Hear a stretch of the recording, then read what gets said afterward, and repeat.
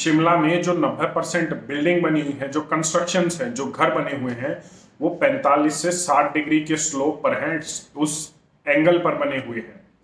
और भूकंप की अर्थक्वेक की तो बात ही आप छोड़ दीजिए, अगर हल्का फुल्का सा भी धरती हिली, भूकंप छोटा सा भी आया, तो एनवायरमेंटलिस्ट एनजीटी ये कहती है कि 40% शिमला खत्म हो जाएगा, 21,000 से ज्यादा लोगों की मौत होगी इस छोटे से भूकंप से।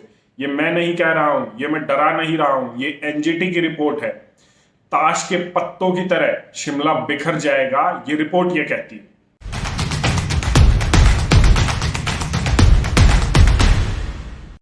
योगेंद्र मोहन सेन गुप्ता जो एक एनवायरमेंटलिस्ट है, एक आरटीआई एक्टिविस्ट है, और जिनकी रिसर्च के ऊपर, जिनकी स्टडी के ऊपर एनजीटी ने ये कहा कि शिमला में पूर्ण रूप से कंस्ट्रक्शन बैन होनी चाहिए, क्योंकि इस कगार पर है शिमला कि वो ताश के पत्तों की तरह बिखरने वाला है अगर अभी उस पर कोई कार्यवाही नहीं की तो। आप समझ सकते हैं मैं जो बोल रहा हूं वो क्या मतलब है।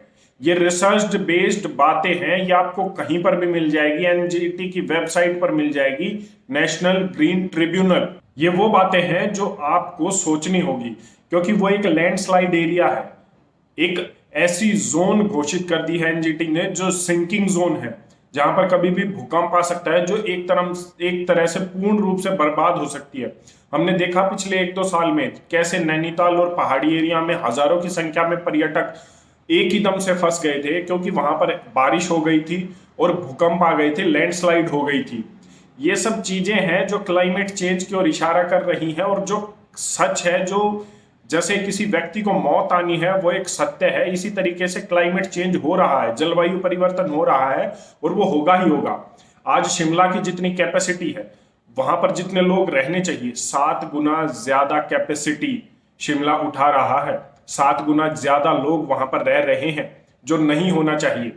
1979 का 1989 का ये जो डेवलपमेंटल प्लान आया था, उस डेवलपमेंटल प्लान में एनवायरमेंटलिस्ट, आरटीआई एक्टिविस्ट और वहां के भी लोग ये कहते हैं कि उससे पहले शिमला में चीजें बहुत ठीक थी, सब कुछ ठीक चल रहा था, लेकिन इस 1979 के डेवलपमेंटल प्लान ने शिमला को बर्बाद कर दिया और उसको एक ऐसी जगह बना दिया जो अब कभी भी ढह सकता है। इस प्लान में हुआ क्या था?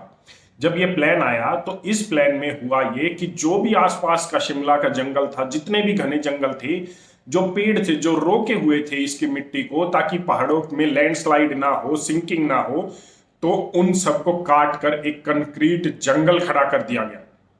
जब आज आप मॉल रोड पर जाकर घूमते हैं और खुश होते हैं, वहां पर जिस होटल में आप रुके हुए हैं, 4 स्टार, 3 स्टार, 5 स्टार होटल, वहां पर कभी जंगल हुआ करता था जो उस पहाड़ की मिट्टी को रोके हुए था।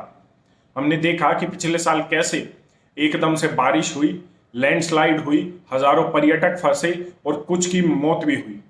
ये जो नुकसान है ये और भी बड़ा हो सकता है। जैसा मैंने बताया कि एनजीटी ने बताया है 40% शिमला एक ही दम खत्म हो सकता है अगर हल्का सा भी भूकंप आया, और ये होगा, आज नहीं तो कल ये होगा, क्योंकि जितने भी ये जो डेवलपमेंटल प्लान के नाम पर जितने ये जो कंक्रीट जंगल खड़े किए हैं, ये सारे लीगल नहीं है।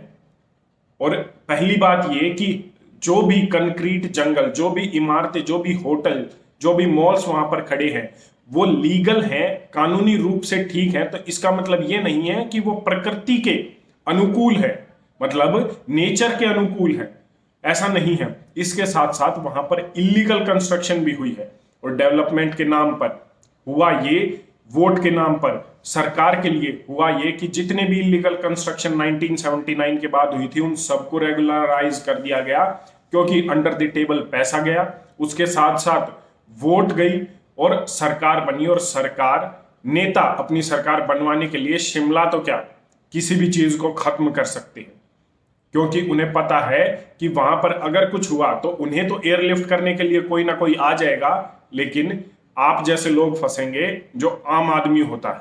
आपको हिसाब देना होगा, आपको प्रकृति के इस विनाश का हिसाब देना होगा, आज नहीं तो कल। अगर आप ये सोच रहे हैं कि मुझे घूमने का शौक है, अगर आपको है तो आप घूम आइए, क्योंकि हो सकता है 5 साल 10 साल बाद आपको शिमला के नाम पर एक ऐसा प्लेन एरिया मिले जो आपने कभी सोचा भी ना हो, जहां आप दिल्ली, हरियाणा, पंजाब जैसी जगहों पर रहते हैं, वैसा ही आपको हो सकता है शिमला में मिले, क्योंकि ये खत्म होने वाला है। क्लाइमेट चेंज, क्लाइमेट क्राइसिस बहुत बड़े स्तर पर आ रहा है, इसे कोई नहीं रोक सकता। और ये सब हो रहा है साइंस के नाम पर, टेक्नोलॉजी के नाम पर, विकास के नाम पर। विकास की परिभाषा जो तय की गई है, जो मानक तय किए गए हैं, वो प्रकृति के अनुकूल, नेचर के अनुकूल तो है नहीं। वो उसे खत्म कर कर ही, उसे बिगाड़ कर ही, उसका विनाश करके ही बनाए जा रहे हैं। और इसका जो रिजल्ट है वो आपको भुगतना पड़ेगा, आज नहीं तो कल। फिर भी अगर आप समाधान की ओर देखें तो समाधान उन्हीं छोटी छोटी चीजों में होता है। अगर पेड़ों को काटने की वजह से लैंडस्लाइड और सिंकिंग जोन बना है शिमला, तो पेड़ लगाने से ही वो दोबारा से ठीक हो सकता है। इलीगल कंस्ट्रक्शन और कंस्ट्रक्शन बैन करने से ही हो सकता है, क्योंकि एनजीटी की रिपोर्ट भी यही कहती है। वहां के लोगों ने जब 1979 के डेवलपमेंटल प्लान का विरोध किया और वहां पर इलीगल कंस्ट्रक्शन कुछ हद तक रुकी, तभी शिमला में कंस्ट्रक्शन थोड़ी बहुत रुकी। और अब वो धीरे धीरे, उस, मैं ये तो नहीं कहूंगा कि वो उस पटरी पर आ रहा है, लेकिन जो विनाश 50 साल में होना था, अब वो 60 साल 70 साल की तरफ दौड़ गया है। लेकिन एनजीटी अब भी ये कहती है कि शिमला में कभी भी कुछ भी हो सकता है। क्लाइमेट क्राइसिस एक बहुत बड़ी समस्या है। वो ये नहीं है कि वो सिर्फ हिली एरियाज पर है, पहाड़ों पर है। अगर 2035 आपको देखना है तो जो कोस्टल एरिया है, जो समुद्र के आसपास के इलाके हैं, कम से कम 50 किलोमीटर की दूरी पर आपको उनसे रहना होगा, क्योंकि इस समुद्र का स्तर बहुत जल्दी बढ़ रहा है। और जो पिछली सदी के मुकाबले है, वो 2 गुना, पिछली सदी के मुकाबले 2 गुना जल्दी बढ़ रहा है। अगर जो हिली एरियाज हैं वहां पर अर्थक्वेक प्रोन और वहां पर क्लाइमेट क्राइसिस बहुत बड़े लेवल पर हो रहा है, ये हर जगह है, लेकिन सबसे पहले आपको असर इन जगहों पर दिखेगा। उन जगहों से आपको दूर होना पड़ेगा।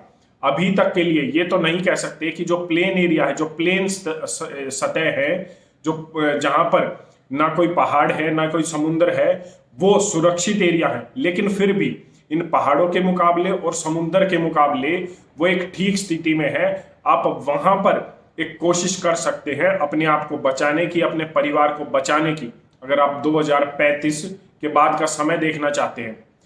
आप इस पर अपनी क्या राय रखते हैं, एक बार कमेंट करके जरूर बताएं। धन्यवाद। जय हिंद।